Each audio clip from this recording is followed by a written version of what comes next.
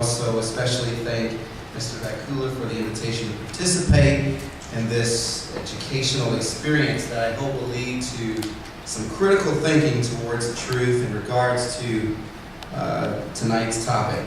I will attempt tonight to step into the shoes of the atheist position and try to examine the world through their eyes, examining the ideas and concepts that they use within the framework of their understanding of whether or not the Christian God exists. I will simultaneously contrast their views with the ideals and concepts of believers in order to demonstrate the following. Number one, that one of the two systems of thought is metaphysically, epistemically, and axiomatically more justifiable than its counterpart. Secondly, that if the Christian God does exist, one of those systems will undeniably lead you to him, while the other one will not.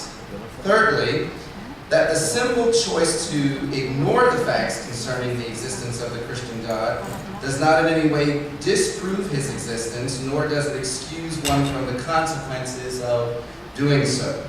So first I would like to suppose that we need a definition of the Christian God so that we know what we're referencing tonight. And I would like to submit the following definition for your consideration.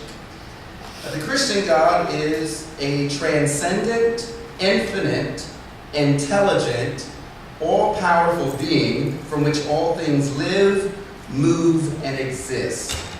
Now that we have our definition, I'd like to begin with the metaphysical argument for the existence of the Christian God. Metaphysical argument attempts to clarify the fundamental notions by which people understand the world, its existence, objects, properties, space, time, cause and effect.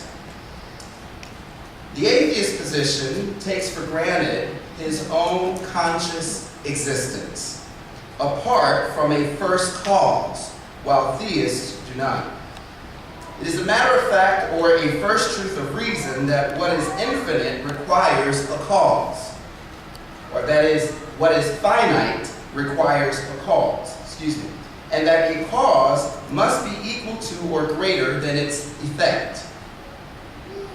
So, based on the laws of cause and effect, the following two premises can be made and this conclusion. First premise being all effects must have a cause. Second premise, an effect is anything that has a beginning. Therefore, we can make this conclusion. Anything that has a beginning must have a cause. Consider also that the law of cause and effect is a self-evident truth, which means it requires no proof or explanation because its justification is independent of our personal experience in order for it to be true. It is true nonetheless. This is a truth we all assume or presuppose. So the question, if everything had a cause in order to exist, then who caused God to exist, would therefore, according to the law of cause and effect, be an illogical and fallacious question, because it is not that everything has a cause, but only what is an effect. Anything that has a beginning. God, as an infinite, self-existent being, requires, therefore, no cause. There was no beginning to his existence, his consciousness, his intelligence, his complexities, and given the presupposition that the Bible is true concerning him, it also is in harmony with God being the first cause and a self-existent transcendent being. In Exodus 3:14, God said to Moses, when he had questioned, "Who shall I tell them has sent me to your people?" God then replies to him, "Tell them I am who I am." In Revelations 22:13, he says in reference to himself as God, "I am Alpha and the Omega, the first and the last, the beginning and the end." Notice he says, "I am the beginning." I don't have a beginning, but I am the beginning, which suggests first cause.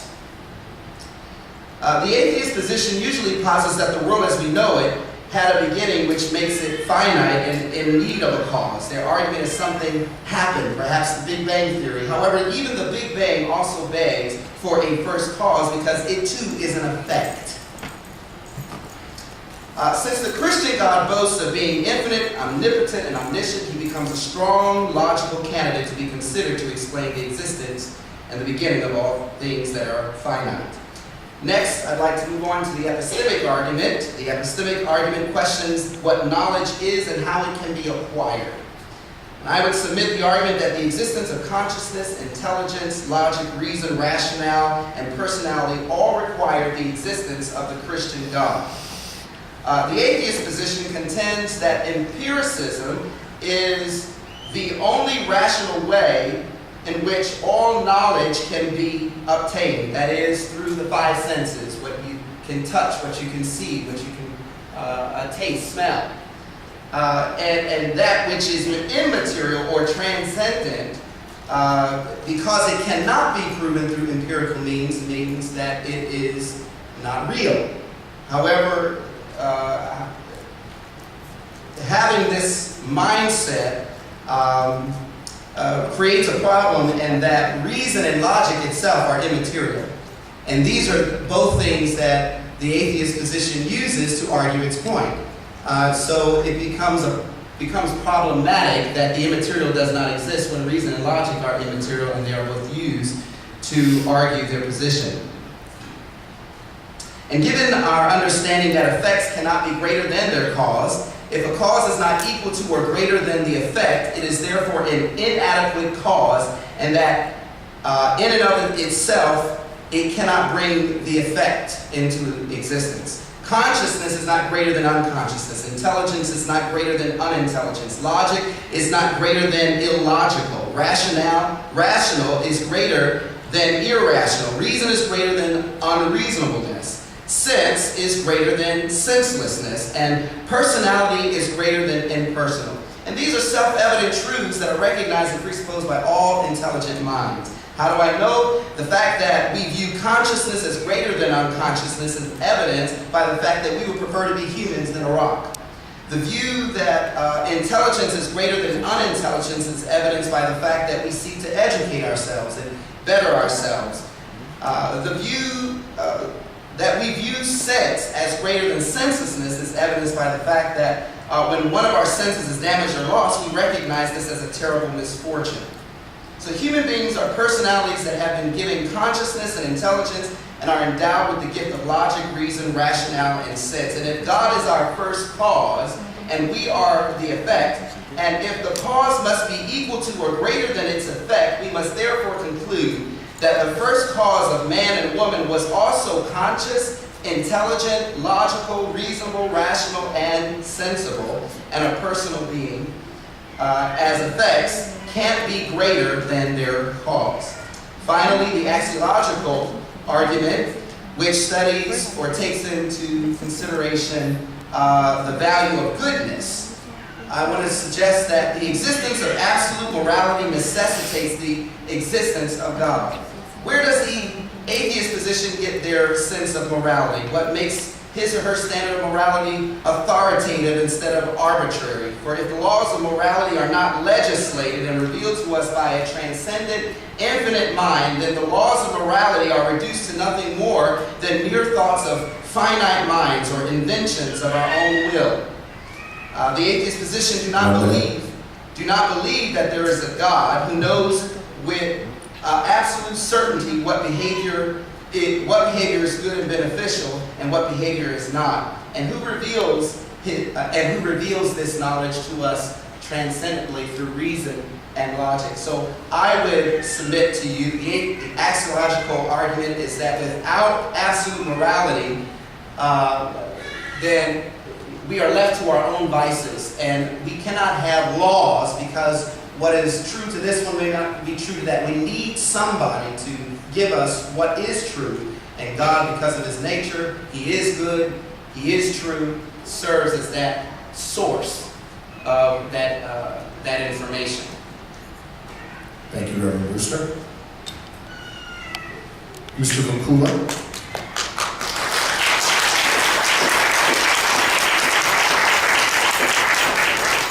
me 1 moment, I'll get my timer reset, sir. Mr. Vacula, please deliver your 10-minute opening.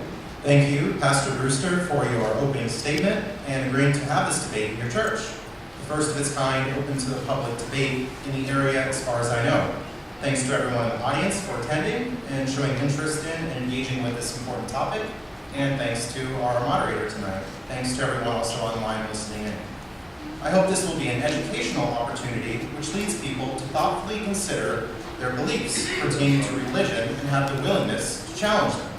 Our beliefs, especially those relating to religion, can have a great impact on our actions and lives, informing political decisions, dictating how we treat others, and determining how we live our lives. Some, because of their religious beliefs, will drastically change their lives. But what if certain religious beliefs happen to be false?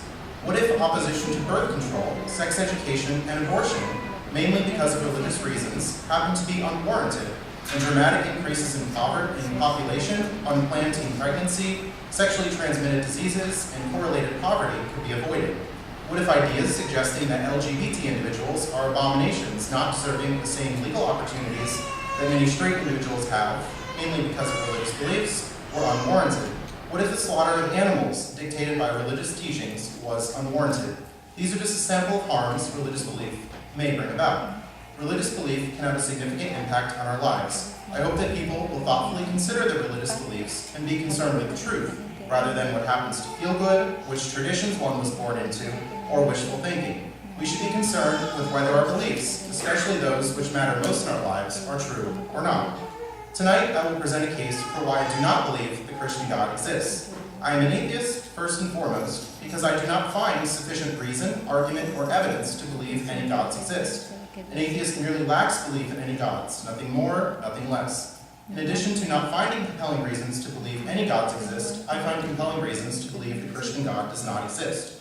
During tonight's debate, I will be arguing against the proposition, does the Christian God exist, by providing 2 distinct arguments: the evidential problem of natural suffering and the problem of divine hiddenness. Argument 1, the evidential problem of natural suffering. The problem of natural suffering is well known throughout the history of philosophy, and is one which many, including religious believers, find compelling. Even Christians, confident in their belief in God, have a very difficult time reconciling natural suffering with belief in an all-knowing and all-loving, all-powerful God. The problem is echoed quite plainly in the 1964 film, The Mask of the Red Death, starring Vincent Price, who says, "Can you look around this world and believe in the goodness of a God who rules it?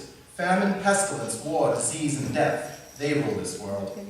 How can an all-loving, all-powerful, and all-knowing God coexist with natural calamities throughout history, having nothing to do with human action, such as deadly birth defects, late-term miscarriages, and deadly diseases, devastation of communities by famines, tsunamis, earthquakes, volcanoes, and other natural disasters, a predatory food chain in which species must kill and consume other species in order to survive?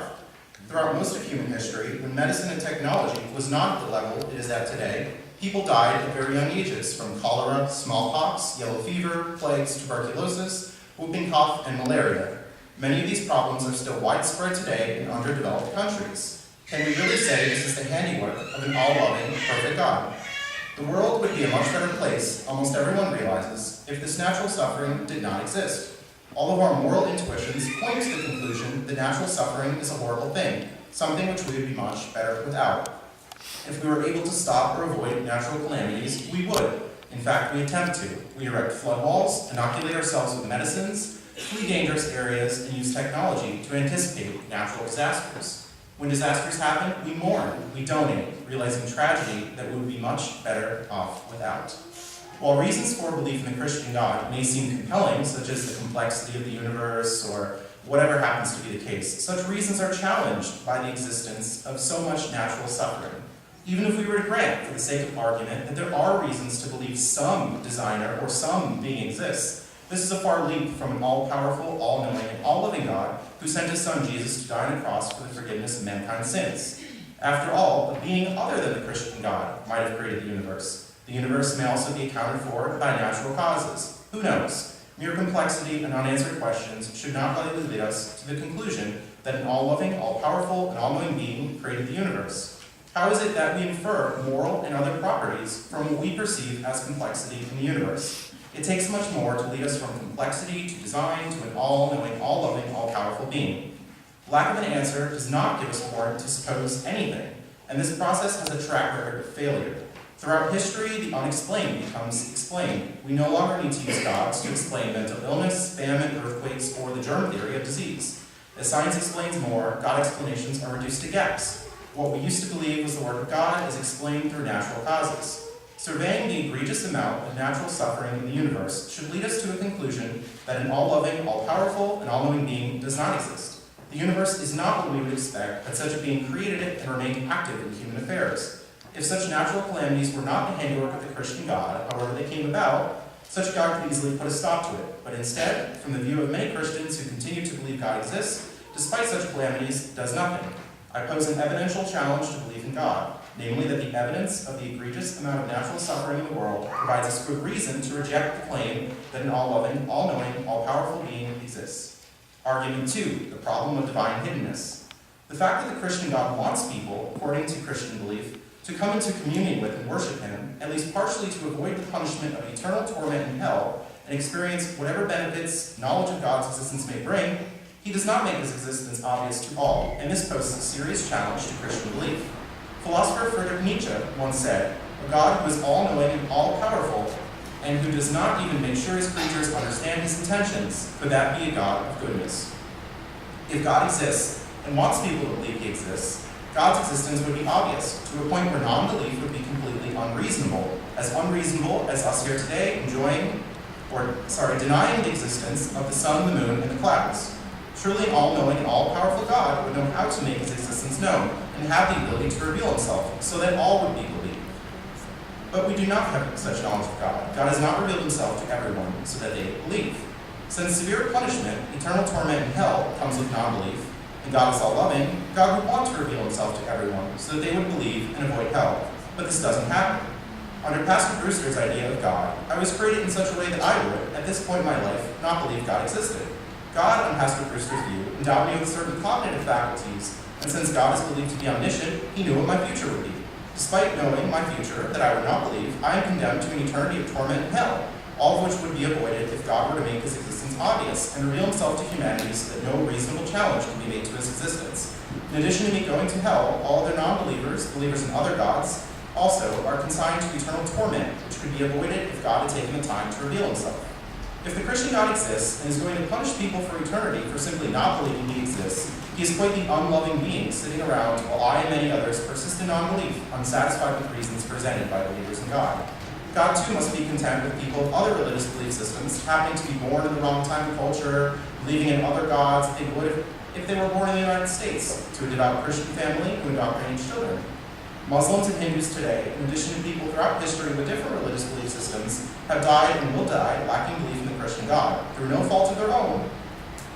They will, under Pastor Brewster's belief, be tormented for eternity simply because they didn't believe in the right God and were not exposed to the reason for belief, which could have been provided by God had he existed. This situation gives me great reason to doubt the existence of the Christian God. If the Christian God existed, we would expect him to reveal himself to everyone, so they may, as the Christian God desires, under Pastor Brewster's view, become aware of his existence and avoid eternal punishment in hell. Since the Christian God does not do this, and many throughout the world do not believe the Christian God exists, it is reasonable, especially when considering the grievous punishments that God would want humans he loves to avoid, to believe the Christian God does not exist. To recap, natural calamities throughout Earth involving natural disasters, deadly earth defects, deadly diseases, and a predatory food chain provides evidence against an all-loving, all-powerful, and all-knowing God, who would have, if he existed, created the earth in a different way to put a stop to such calamities, or intervene so that it didn't happen. The hiddenness of the Christian God is incompatible with the nature of such a God. If an all-loving being existed, which wants all humans to believe in his existence, and punishes them with eternal torment if they do not believe, such a being would reveal himself so that people would come to know him and avoid eternal torment.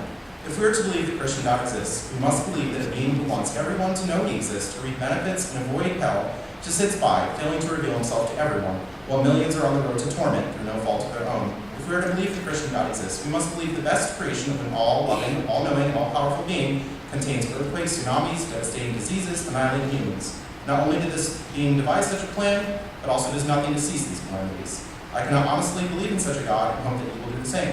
Thank you. Thank you, Mr. Vacula.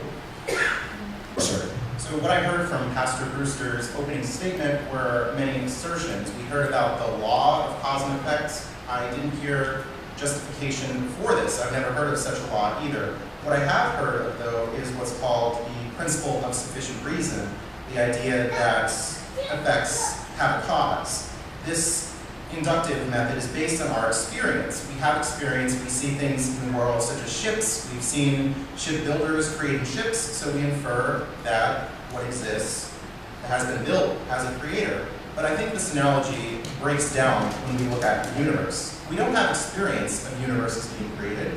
We don't have experience of transcendent beings creating these universes. So to infer that, I think, would be a great error.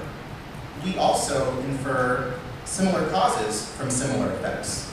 But to have an analogy from what we know on this earth is from a cause seems to be an error there, because God and the universe are not similar.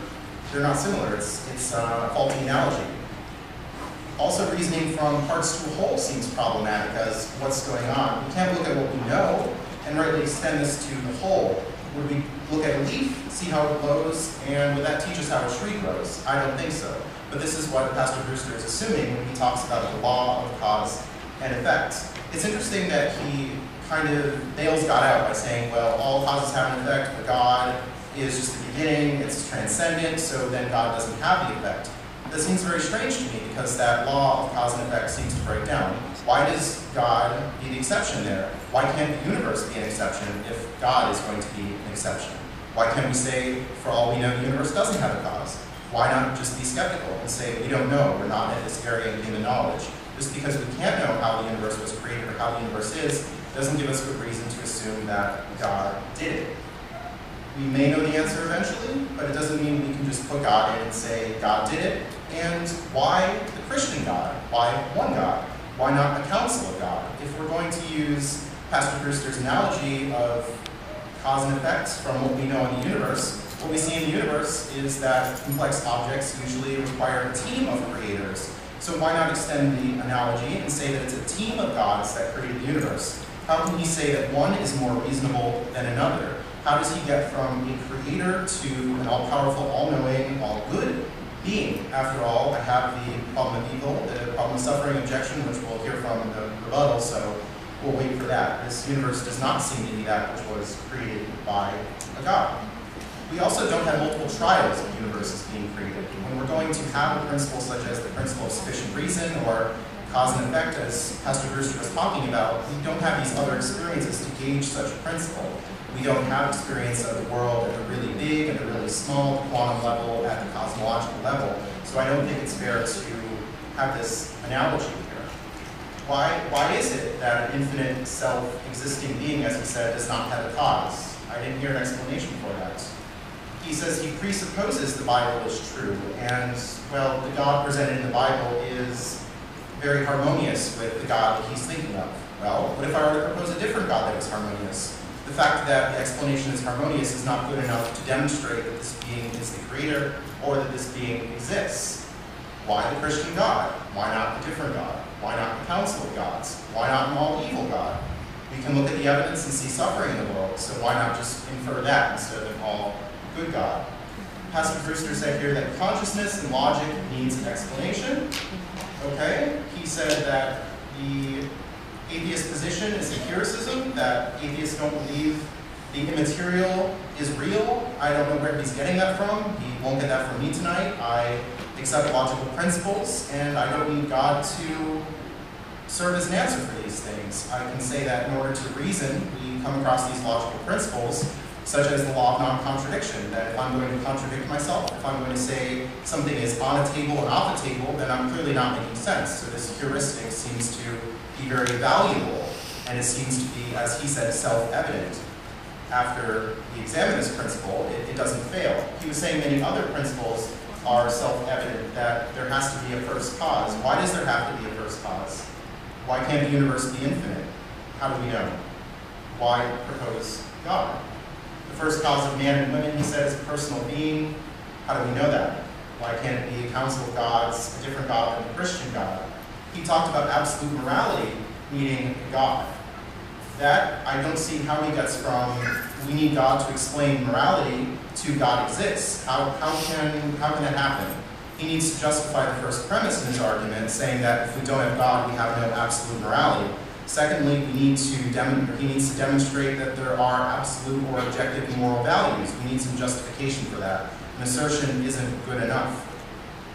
It's not up to me also to give an accounting for morality. It's up to Pastor Brewster to demonstrate his argument, not simply assert it.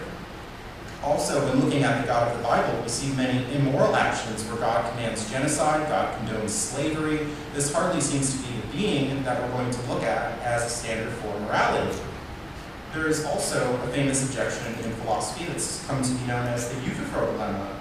Is what God commands justified because God commands it, or is something justified and moral because it is endorsed by God? If something is moral because God commands it, it seems that morality is completely arbitrary, that God could command things such as the siege of towns, as he did in the Bible, and it would be justified. But that goes against everything we know about morality. Killing innocent people is not a moral act. We need to have no objective morality to come to that conclusion. If we're going to think of morality as something which is good for society, we want to understand that human life is valuable. The genocide of towns goes very much against that, as God commands in the Bible, along with many other atrocities throughout the Old Testament and even the New, where people are sent to hell for lack of belief or blasphemy of the Holy Spirit, which is said to be unforgivable sin. He said, if laws are not revealed, morality is the invention of human will. Well, I don't see how that gets us to God, and I don't see what a problem with that is. Just because we have no lawgiver does not mean that morality has to be relative or would be relative. I would object to that. I would need some explanation for that argument and how he comes to that conclusion. He says, without absolute morality, we are left to our vices.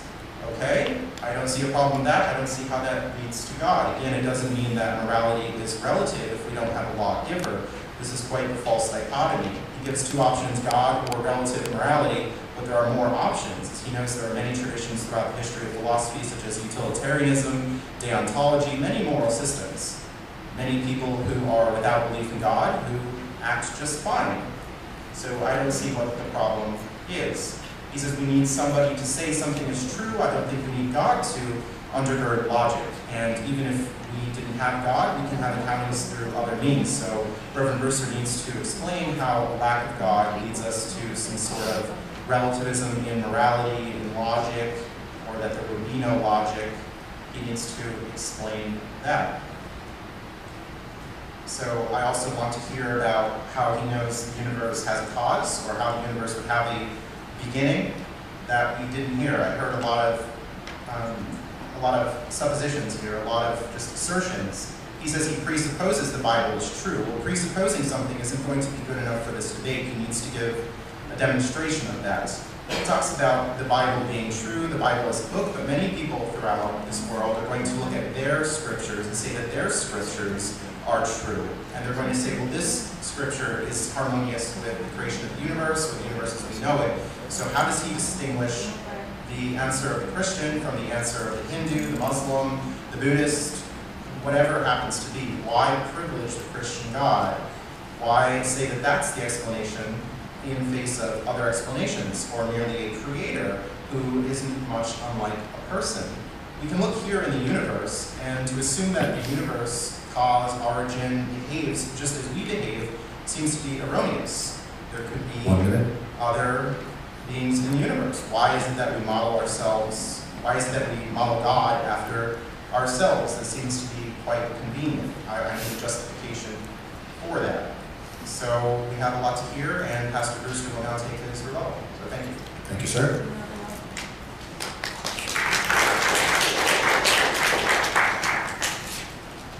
Reverend Brewster, it's time for your first rebuttal, which will be 10 minutes. And I'm ready when you are.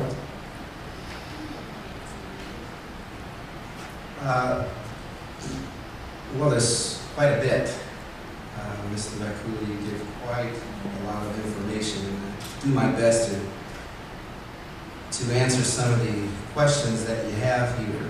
But I do want to point out that we're not here to argue the nature of God, but the existence of God. And a lot of what your questions have to do with is why God does what he does and for what reasons, and what reasons do we have to justify why God is who he is and why he operates the way he operates. And that's not what we're here to talk about. What we're here to talk about is, does the Christian God exist? And so I'd like to also point out that at no time did I say God and the universe are similar. What I did say was that God is the first cause of all things that exist. And as far as the law of cause and effect, I find it very difficult that you haven't heard of the law of cause and effect. That's something very elementary that we learn in school. Right. The law of cause and effect. And I find it very difficult that you don't understand that concept, that every effect has to have a cause. And there has to eventually be an initial first cause of all things. Everything has to have a cause, except for that which is infinite, that is, that which is self-existent, which we suggest is God, by our definition. You say that logical principles you do accept, and yet there's some conflicts with if you accept the immaterial, if you accept logic and reason, that an immaterial God has to use only empirical means of revealing himself to you. That is, he has to physically, give you evidence that you can touch, that you can see, but at the same time you're saying you are willing to accept immaterial. If you're willing to accept immaterial things such as reason and logic, then it should be okay to accept the idea that an immaterial God exists and that he has provided a way for us, his creation, to be able to contact him. In fact, according to the Bible, which I do presuppose is true, he says he provides an immaterial means by which we can connect to him. He says, without faith, which is immaterial, it is impossible to please God, and he that comes to God must first believe that he is. Faith is immaterial. It is something that immaterial God has given to every human being in order to enable them to reach out to him should they use the very immaterial thing that is able to touch an immaterial God. Utilitarian view suggests that consequences would drive right decisions, but we have evidence in our society today that just knowing the consequences of a wrong action does not really deter someone from doing something that is wrong. Just knowing the consequences. We see that on the news all the time.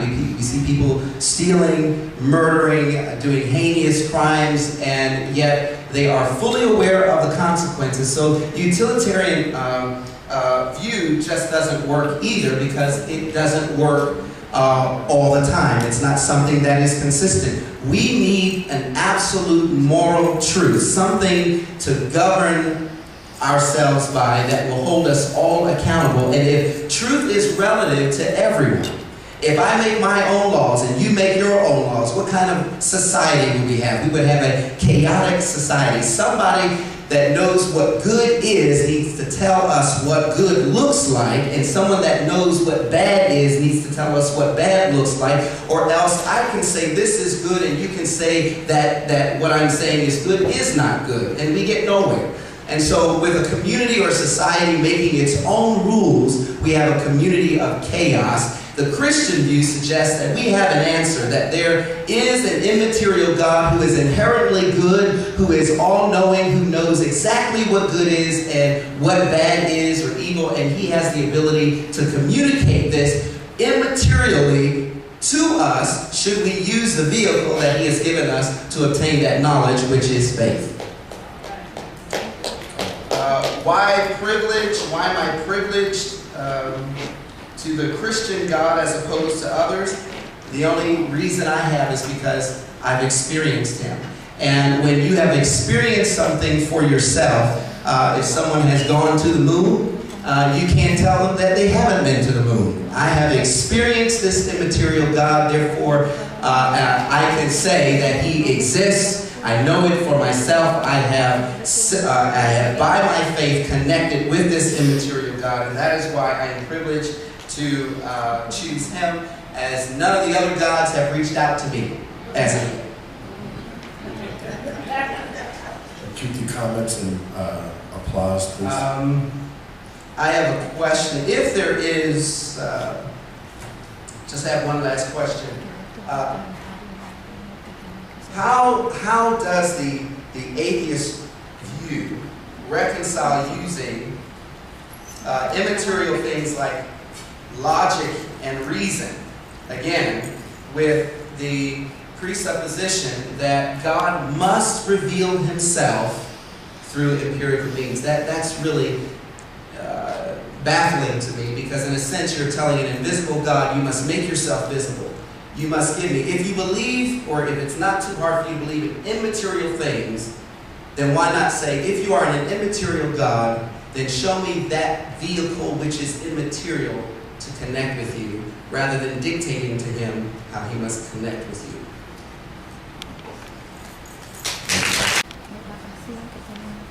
I know we're in church, but we ain't in the corner. Y'all can pick that up tomorrow morning. All right, Mr. Vacula, you have 5 minutes, sir, for your second rebuttal statement. I'll begin timing when you begin speaking. In my opening statement, you might recall that I provided 2 distinct arguments: the problem of natural suffering, that the evidence of suffering in this world through natural means serves as a defeater to belief in God. I didn't hear anything about that from Pastor Brewster in his statement. I didn't hear an explanation for this. The second argument was the argument from divine hiddenness. Why isn't it that God makes Himself obvious to all so that they believe? He says He presupposes the Bible. Okay, well, He can presuppose that, but we need an explanation for how He knows God exists. Pastor Brewster started saying that we're not here to argue about God's nature, but existence. Well, the nature of God is part of His existence. The question is, as he gave this definition in the beginning of the debate, he says that there is this all-powerful, intelligent being by which all gods exist. This is the qualities or nature that he's proposing. So he needs to demonstrate that this being with this nature exists. It's not just that a creator exists. It's not just that some being exists, but it's that this God exists. He needs to explain how that is. He says that I claim that God and the universe were similar. I didn't say that. I brought that up. I said that the principle of sufficient reason, the idea that effects have causes, that's based on what we know in this universe.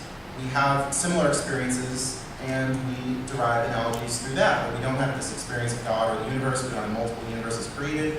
How can we come to this principle and extend this principle to God? How do we do that? He says the law of cause and effect is elementary. Well, he can say that, but he needs to demonstrate that if he's going to use that as an argument in his debate. He needs to explain how he knows this law of cause and effect, as he said. He says every effect has a cause, except an infinite cause. He needs to demonstrate that in this debate today. How does he know that? I didn't hear an explanation for that. He says, if I accept logic as immaterial, and why can't I accept God? Well, we need an argument to accept God. We need to know how we know this all-loving, all-powerful, etc. being exists. Merely accepting is not enough. We need an argument for this. He says God has provided people a way to contact Him. Okay, how does He know that? How does He know that God provided that way, and how does He know that it's possible to contact God? He says He had a religious experience, and that's evidence enough for Him. You can't tell someone who went to the moon they didn't go to the moon. Well, this is a very different situation. When someone goes to the moon, we can have this documented, and there will be no reasonable doubt that a person went to the moon. But with his religious experience, this is a very inadequate way, this faith position is a very inadequate way to arrive at truth. Many different people are using faith and arriving at different conclusions. They're saying their religious experience was Allah, their religious experience was Shiva, Brahman, whatever happened to be the case. How can we use this system of reasoning if people are arriving at different conclusions? It's very unreliable. Should we also believe the person who said that they were abducted by an alien and went to a spaceship just because they say it? This is the system that Pastor Brewster is saying. If the person had this experience, we can't doubt their experience. Well, in this country, we have a system of laws, and we need evidence to show things. We need good reason to believe claims that people are making, not simply, I had this experience. If I had this experience for enough warrant, we would see many people in jail just for people saying, oh, well, I had this experience, you can't deny it. We can't use this. This is an unreliable means of reasoning. He said that faith was given by God. How does he know that? What is faith? What is faith? How is this a reliable reasoning process? He said you can only come to God if you believe in God. Well, that seems to be like fooling yourself. What if I were to stand up here and say, I had an experience with Lord Zenu? You can only come to believe in him if you believe in Zenu to begin with. This seems to be fooling ourselves. This isn't a reason to believe. This is just a testimony of a personal experience, which isn't sufficient enough to say, especially when people are arriving at contradictory conclusions. 1 minute. A Muslim man says he experienced Allah. They can't both be true, but they both can be false. He says a utilitarian view is based on consequences. That's not a utilitarian view, it's consequentialism anyway, but it's not my responsibility to give an accounting of morality. He needs to explain how God exists if objective moral values exist or do not exist, whatever his argument is. He sets up a false dichotomy saying that morality is either absolute or relative. I don't accept this. He needs to demonstrate that morality is either absolute or relative. We need an explanation for that. He says society making its own rules will destruct. Well, this isn't the case. We make our own rules and we seem to be just fine. He says God communicates with him. How does he know that? He said that atheist view can't explain logic. Well, it's not up to me to explain that. It's not the purpose of this debate. He needs to explain how logic leads to God, not just by asserting something or presupposing something. Thank you. Thank you, Mr. McCool.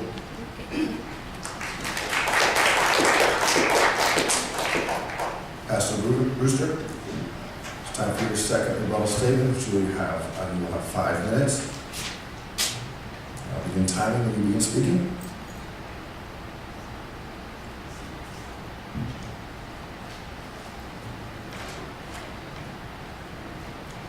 There seems to be confusion as to why it is difficult to understand that people being left to make their own rules could in fact be chaotic or dangerous. And we have examples through history from people doing what they thought was right. We have of truth that was relative to them. We have the Nazis who slaughtered Jews, innocent Jews, because they actually thought they were doing the right thing. We have slavery here in the United States. You know, here within our own country, we had a terrible time of slavery where African Americans were deprived of their inalienable rights that they should have had. And the people who took those rights really felt that they were right in doing so. The history has shown that man left to himself to determine what is right is not right. And our own consciousness bears witness to the fact that there has to be an absolute truth, because how then could we know that something was wrong in the first place? Something inside of us tells us when an action, something is wrong. And when we all tend to have those same views concerning what is right and what is wrong, one has to question, why is it that we all seem to have this inherent ability to determine the same things, in many cases, to be right and to be wrong? Well, the answer is because we come from a source, an invisible and transcendent God who is good, who knows what good is and what evil is, and he communicates this to his creation through immaterial means, meaning their conscience. And so why that's difficult to understand, I don't know. I'm doing my best to try to help prove this point here, that we need a moral absolute, because our country, if left to ourselves, if man is left to himself, we will self-destruct. I heard you mention that we have systems of laws, and things of that nature, yet there are many contradictions that you are positing here that go against those laws. Again, you asked for a law of cause and effect. I don't know if I mentioned that already. So, I mean, the reason why we're here, what is the cause? Because we want to communicate or disseminate some information. That's why we're here. Okay? When people leave with information, that will be the effect of our cause for being here, which is to give them information. This is something that I don't know how else other to demonstrate.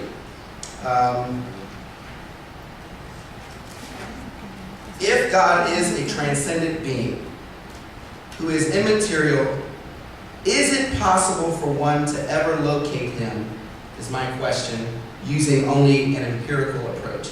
That is, wanting to touch him, see him, all using the five senses. If he is an immaterial God, how then can we use empirical means to connect with him only? That's a question that I have, and I would like to hear an answer for. Thank you, Pastor Brewster. Oh, is this a closing? And you, yes, sir. You will have 5 minutes for your closing statement. I'll begin. Tyler, you begin speaking.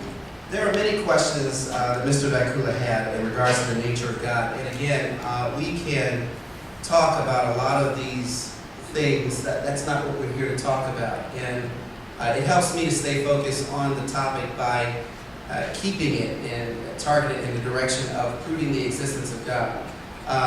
He said in his opening statement that he's here to defend that the God does not exist, and that he does not have sufficient evidence to prove that he does. And but I say that you've not really given us any reason to prove that he does not exist. In response to my argument today, many will probably have other logical arguments to refute mine.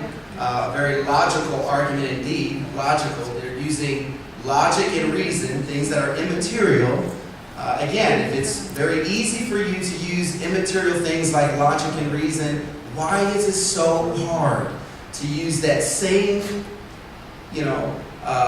reasoning to understand that an immaterial God exists? I still haven't heard that. Why is it hard to understand or to accept that an immaterial God exists?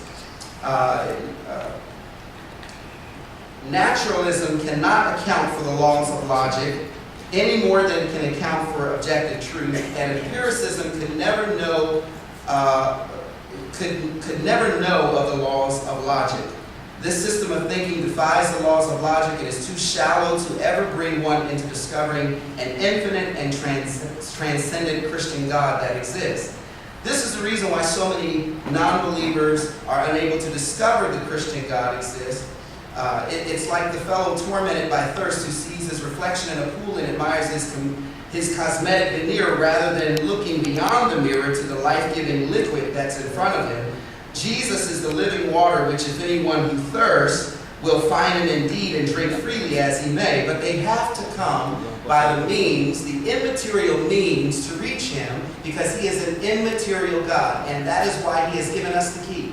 He said, I have given every man a measure of faith. You don't have to have a lot. You can have just a little. But if you would use the measure of faith that you use every day anyway, you came in here, sat down in chairs. You didn't know if these chairs would hold you or not, but you sat down in that chair. You didn't know how long these chairs have been standing. You had not first touched them, looked under, made sure the screws were there. You sat down. What did you use? Faith. You used belief in something that this chair was going to hold you. And so why not use that same faith, that same reasoning, and contacting an immaterial God? Anyone who will use that key that he has given, he has promised that anyone who seeks, they will find. Anyone who knocks, the door will be open. Should you use the key that he's provided, which is faith? And Mr. Vacula, you have 5 minutes, sir, for your closing statement. We're ready when you are. In my opening statement, I provided two arguments: the problem of natural suffering, that the evidence of natural suffering in this world serves as a defeater to belief in God. And I'm astounded to not have heard one response to that argument. The argument is simply unaddressed.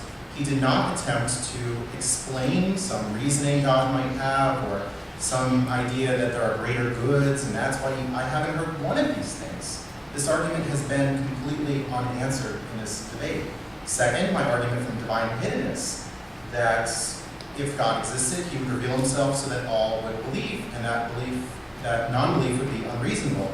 I haven't heard this answered either. We merely heard an assertion. He's saying that God revealed himself. He's saying that God gives us faith, but he didn't demonstrate those things. He didn't answer about my challenges to faith. The faith is an unreliable process of arriving at the truth. When people use faith, they arrive at different conclusions. This is not a reliable means of truth. This doesn't show us that God existed. He mentioned about morality and said throughout this that he hasn't responded to my challenges to slavery, as he mentioned. He said slavery in the U.S., people thought that was right. Well, so did the Bible. The Bible thought that was right. He thinks the Bible is inspired by the Word of God. How does he reconcile this? And it's not up to me to give an accounting for morality. It's up to him to demonstrate how God exists if objective moral values exist. He also needs to demonstrate that objective moral values exist, but he hasn't done this. I've heard many assertions throughout this debate, but not an explanation for these things. He says about faith, that I have faith, that I sit down in my chair. Well, this is very much different than belief in God, merely trusting or merely coming to a belief. I have good reason to believe that this chair was sturdy. I don't think that the chair was put up here to dupe me and that I would fall through it and there's a trap door behind it. I'm not doing that. When he has faith in God, it's very much different than me trusting a chair is stable. It's certainly not immaterial, and I have good reason to suggest that the chair won't collapse. This is very much different. He's playing with words here. He's equivocating. He says something tells us that something is right and wrong.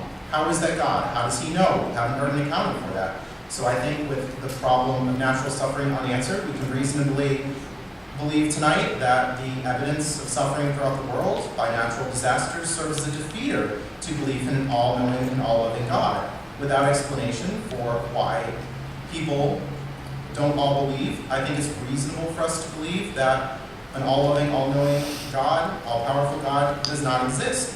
We really haven't heard responses to these answers tonight. We've heard many assertions about first causes, about cause and effects. I haven't heard an explanation for that. Merely saying that we're here for this debate and there's a cause for us being here. He's playing with words again, he's equivocating.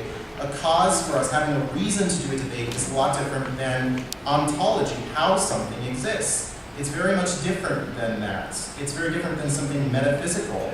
We have this debate for reasons, and we can show us these reasons, and we can demonstrate why we had this debate, and of course we're here today. But with faith, we can't demonstrate that God exists through that. Merely asserting, saying that God revealed himself in the Bible, his character is harmonious with the Bible, this doesn't get us there. He hasn't answered the challenge about why belief in God is more reasonable, the Christian God is more reasonable than other gods. When people use faith, we see that it's an unreliable process. We arrive at different conclusions. So without an answer to the problem of natural suffering, without an answer to the problem of divine hiddenness, I feel that this debate has been very one-sided. Thank you. Thank you, Mr. Vacula.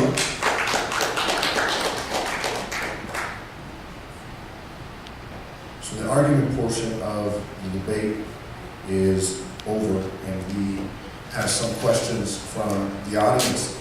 Some are addressed to both of you. Some are addressed to you as individuals. I'm sorry? The rules on how we answer Yes. questions. So what's going to happen is each speaker is going to have 1 minute to respond to the question. Please, yes, 1 minute to answer the question. So I'm going to start the timer after I ask the question. If the question is directed to both of you, we'll just allow you, Mr. Vacula, to start, and then Reverend Brewster, you can answer it. The first question, however, is for you, Justin. And it says, are you willing to listen to the scriptures regarding suffering? And a comment, I too found it difficult to believe in a quote, unquote, good, all-loving God until I understood biblical suffering? Well, I brought up the argument regarding natural suffering, the problem of natural suffering, and from Pastor Brewster, we haven't heard a response to this. So perhaps he'll use his 1 minute in the question and answer session to respond. I'd like to know what those scriptural responses are. We could have dealt with them during the debate, but I haven't heard them from Pastor Brewster. The problem is that we have this idea of an all-loving, all-knowing God. What we see in the universe is very not harmonious with that. We see tsunamis, earthquakes, volcanic eruptions, tuberculosis, all these other things, which does not seem to be something in the character of such a God that Pastor Brewster supposes. So perhaps we'll hear some scriptural explanations, but we haven't heard them from the debate. So for purposes of this debate, the argument went completely unanswered. Thank you, sir. Pastor Brewster, you have 1 minute to speak. The existence of God is not predicated on our understanding of why he does what he does, why he allows what he allows. That is why I have not addressed that, because the topic is the existence of God. Does he exist? We can have other discussions, maybe some other time, on perhaps what are some of our understandings of why there are natural disasters. But I want to say this, that we are limited beings, and that we do not hold the capacity of understanding all that God does. Some of what he does, he has revealed. Other things that he does, he has not revealed. And faith does not require that we have all of the answers in order for us to believe.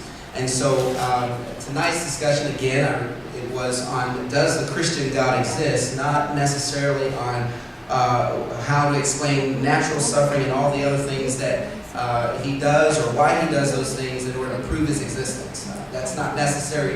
You don't need to know. Oh. Thank you. I'm worse than the Oscars. Red light. Shut it down. Shut it down.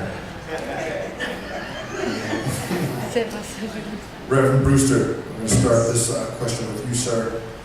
And you'll have 1 minute to respond. Comment is this: some slave owners were overtly Christian. Can you explain how they had slaves and had moral absolutes? Well, first of all, the questions were supposed to be specific to the topic tonight. So, I mean, I really Well, if you'd like to can't address answer that. It's moral, not a question that actually addresses the topic. And moral absolutes came up in the debate, and it was there was some back and forth regarding moral absolutes. So perhaps we can't speak to what slave owners did or did not think. I'd like to respond. Okay. Please, ceding his time. You can cede your time, or I was going to. well, I posit that the question is irrelevant to the topic.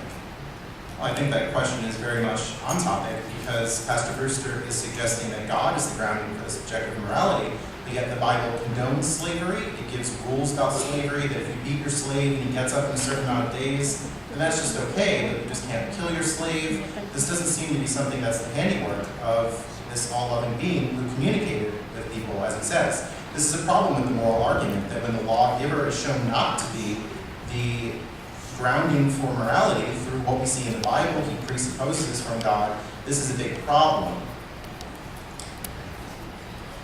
My response to that is, the topic again was the existence of God, and I feel like I'm kind of being battered into discussing other topics that aren't relative to what we are discussing. Slavery and its reasons and why the Bible has used it has nothing to do with whether or not God exists.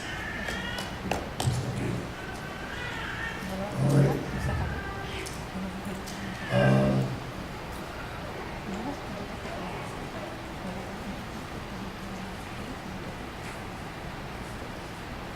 Gentlemen, the truth is, a lot of these questions from your audience are more questions around, I think, curiosity.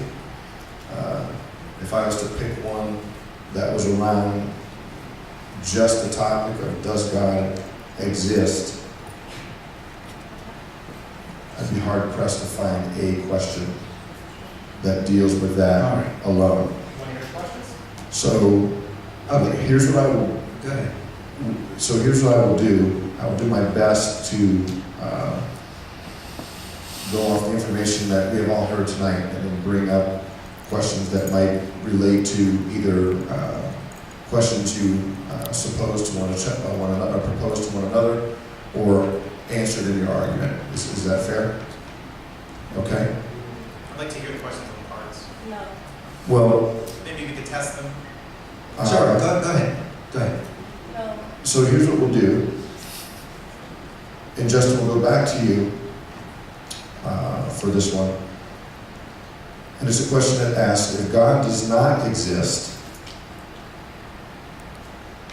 I'm sorry, yeah, let me just make sure I have this correct. So if God does not exist, what drives man to do right or wrong? Well, for purposes of debate, Pastor Brewster brought that up, but I think it's necessary for him to demonstrate that right and wrong comes from God, but we haven't heard that. We heard, well, it's consciousness, it's faith.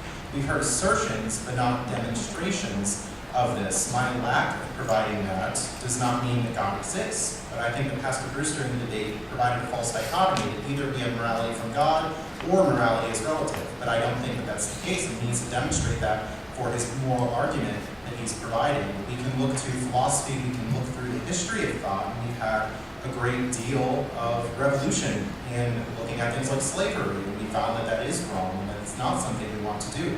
It's hard work, it's not easy, there's moral progress over time. Much of what we're doing today, I would think, will be harmful, but we need to have an accounting for how morality leads to God, and I don't feel that we have received that during this debate. My question, how would you know that it's wrong? How would you know that slavery is wrong without something to tell you that it is wrong? Right. Well, what you're proposing is a God that condones slavery in the Old Testament, so I don't think that's a qualified candidate. I think But that the question is I think the question itself was, how do you account for us knowing right from wrong if there is no God? Well, it seems- and that hasn't been answered. what you're doing is shifting the burden of proof. As you proposed a moral argument, Sorry, that was the question. That wasn't me. that's the fine. question. But now we're also outside the format too. We So I are. responded. I'm going to get that under control.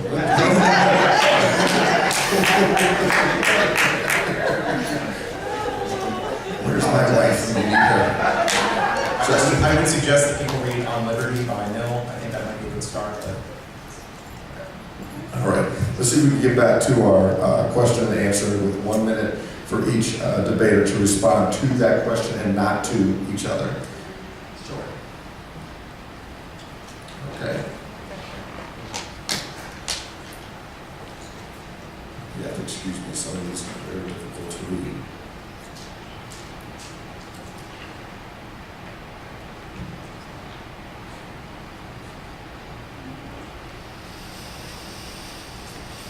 Okay.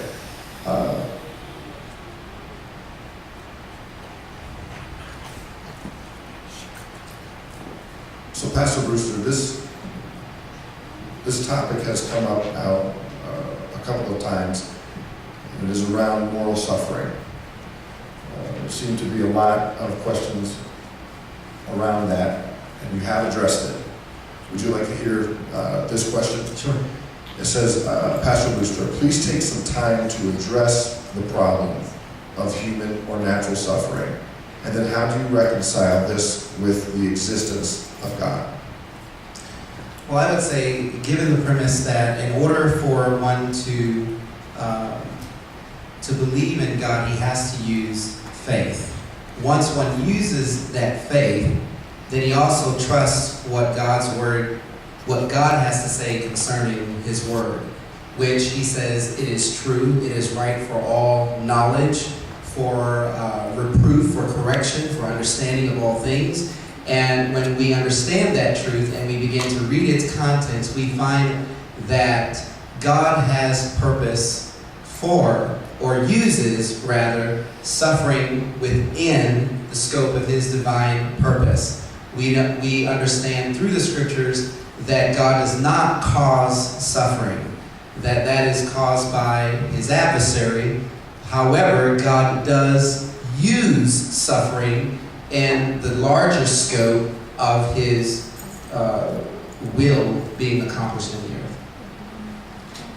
Sure. This idea that we are limited beings, we don't hold the capacity to understand God, seems to be quite the skeptical part here that would lead Pastor Brewster to agnosticism about God's character, and even moral agnosticism. Well, if we just can't know why God would do something, then why do we avoid floods? Why do we avoid earthquakes? Why do we mourn? For all we know, this could be part of his plan, his divine plan. This is a good thing. Why do we mourn? We should be happy. We should be out like the Wilkes-Barre Baptist Church. Thank God for the earthquakes, or however it would be. If this is part of God's plan, God is good, God's plan is good, then why lament about natural suffering? We should love it. The Indian Ocean tsunami in 2004, it killed about 150,000 people. What a plan from an all-loving being. To say, oh, well, for all we know, there might be a reason. Well, this makes his belief unfalsifiable, that there can be no evidential challenge to his belief. And this lands theism in quite the problem. We can also pull this for other religions, like Scientology. People say, well, there's a problem with this. Oh, well, you just can't understand because your comprehension is not big enough. And it really leads it to be unfalsifiable. Thank you, Justin.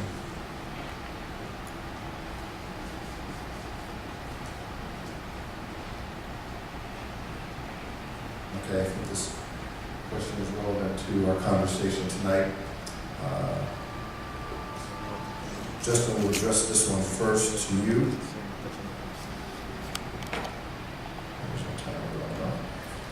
Justin, why does the good or bad choices of men reflect the existence of God? Or I should say, do you believe that the good or bad choices of men reflect the existence of God, and address the concept of men having free will? Well, we could have heard free will throughout the debate as a response to one of the arguments, but we haven't heard that. I find that to be a lacking response. My problem was not about moral evil. The problem was not about people committing violent acts on one another. That was not the problem. The problem was suffering natural disasters. Do good or bad choices reflect the existence of God? No. Pastor Brewster. Actually, I believe that they do. How would we know how good something was if we didn't experience bad? We couldn't know if good was good or bad was bad if we didn't have the both. I believe that within God's design, and I want to be clear that I've never said that these bad things are a part of his plan. I said he uses them. There is an adversary to God who wills to do evil to mankind, but God uses those experiences for his ultimate plan or purpose. So, did I? You have 13 seconds. I don't know if I got to the question or not. All right, gentlemen, I will say this. There are a lot of interesting questions here. And again, a lot of them are curious in nature towards your personal beliefs or stances. So they are not really relevant to the argument. So I'm going to read, for an example, a type of question which most are that I'm receiving. And perhaps not for the matter of debate, but perhaps for the matter of speaking on your own behalf. You guys can decide to do that or not, but I'm just going to read you an example of a question that I'm getting. So one,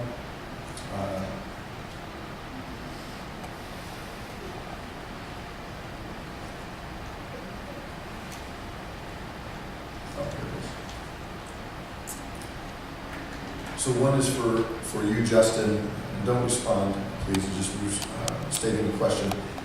Mr. Vacula, have you ever believed at one time that there was a God, for instance? Curious about your thought and history. And then to Pastor Brewster, the question is, why do you believe God exists? What was your experience? Assuming that they're alluding to the experience that you spoke of earlier this evening. Those are not matters of debate for tonight, but perhaps personal questions you'd like to take some time to respond.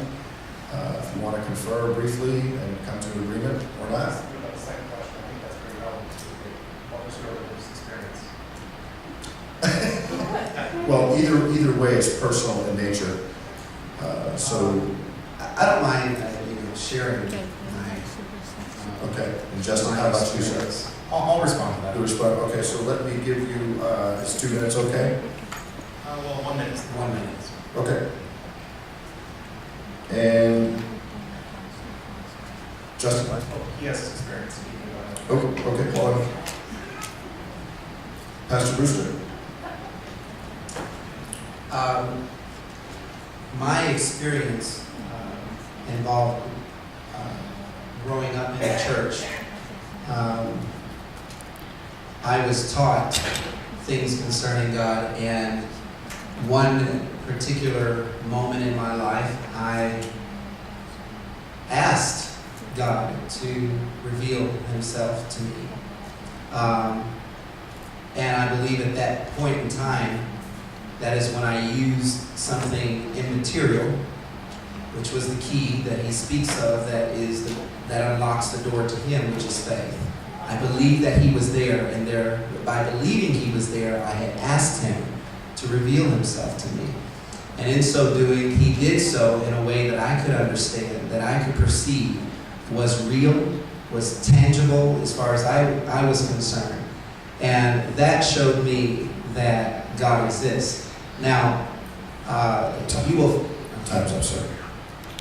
So I think this is quite the unreliable epistemology, as many people will claim to have religious experiences, many people will claim to witness miracles, but all people are saying different things and arriving at different conclusions.